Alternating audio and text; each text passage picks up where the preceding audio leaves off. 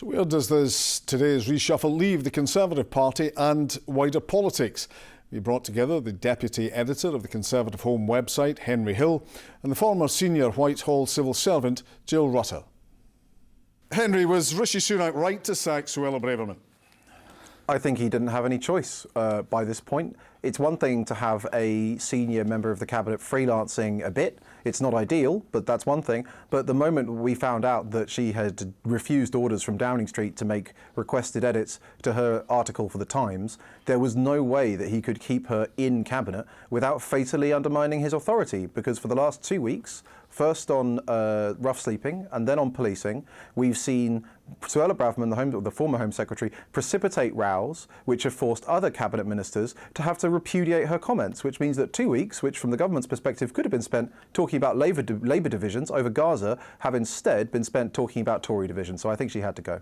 And Jill, what did you make of Suella Braverman's performance as Home Secretary?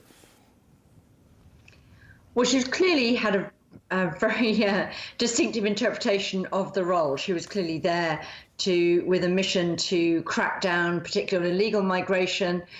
We also know she had big reservations about the levels of legal migration, even though that's a product of government policy. And it did seem at times as though she did have a bit of a free rein to make comments that would appeal to a certain segment of Conservative voters, comments that the Prime Minister repeatedly would say that he wouldn't use that language, but it wasn't at all clear that he dissociated himself completely with the sentiments. But I think, as Henry was saying, she just sort of ran out of road. The calculation for Sunak was always, when did she change from being an asset in terms of shoring up that part of the party to becoming a liability? And I think over the past couple of weeks, she very clearly moved into the liability box because she just was getting in the way of everything that the government was trying to say.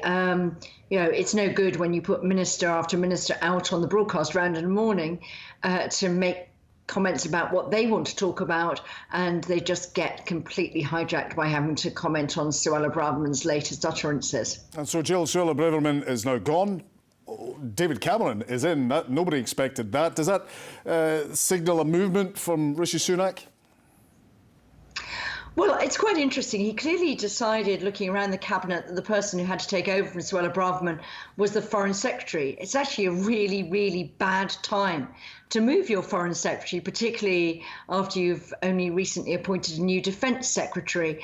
James Cleverly had made pretty clear in the summer when that was floated that he wanted to stay on as Foreign Secretary, and he'd been doing quite a lot to build relationships around the Middle East. It's a time of great geopolitical instability. So I think once Rishi Sunak had decided that the only person he really could move into that Home Secretary job was James Cleverly, he was probably looking to do two things, one of which was to find somebody who could, pick up the reins as Foreign Secretary pretty quickly, would look credible to international audiences, and David Cameron offers that as a former Prime Minister, because so much foreign policy is conducted head of state level. But he also may have been trying to do something that did signal a big reset, but also signalled, would overshadow, if you like, the Braverman sacking, and the fact that everybody today has been talking about their surprise at the David Cameron appointment means that as a short-term political expedient, that seems to have worked for him.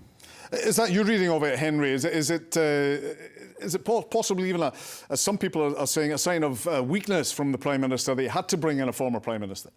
I don't necessarily think it is a sign of weakness. It's only in relatively recent times that having members of the House of Lords in the Cabinet has fallen out of convention, and I don't think that's been a particularly strong period of cabinet government. And it's also worth remembering that compared to, say, a generation ago, there are far fewer MPs sticking around for a long time in the House of Commons. The average length of an MP's career in the Commons, I think, is now 3 terms, which means that whereas previous generations, a Prime Minister would have been able to call on so-called elder statesmen and so on, and veterans who would still be on the green benches, that is much less the case now. So it makes sense that the House of Lords, one of the uses of the House of Lords is that it can serve as a way of bringing talent into the government from outside. Obviously, there'll be lots of people in the Parliamentary Conservative Party a bit sore that the Prime Minister decided to go outside the Commons when, he has 350 relatively disgruntled MPs that he could have given the job to instead. But no, I don't think it particularly signals weakness, because of course it was weakness that built his first cabinet. When he had to inherit his Chancellor,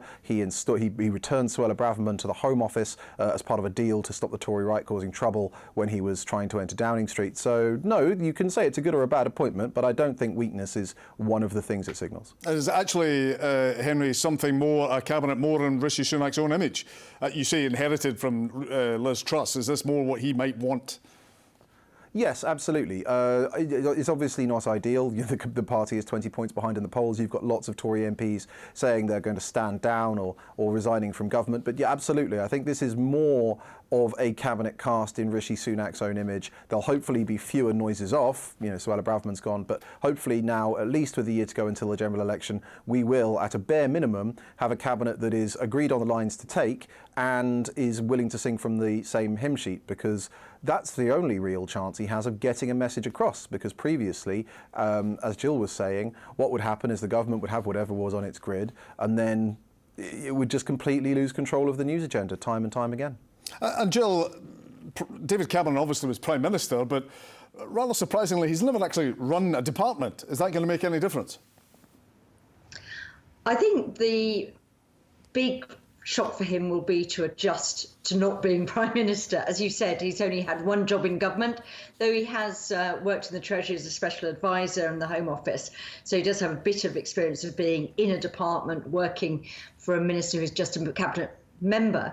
But I think the sort of shock of not being in charge, he might find quite a big adjustment to make. We'll have to see. And I think one of the really interesting questions will be, how does the relationship with Rishi Sunak work? David Cameron has far more experience as Prime Minister than Rishi Sunak has now, maybe than Rishi Sunak ever will be likely to have. And does David Cameron play his experience lightly? Does he, is he able to act as a sort of supportive subordinate?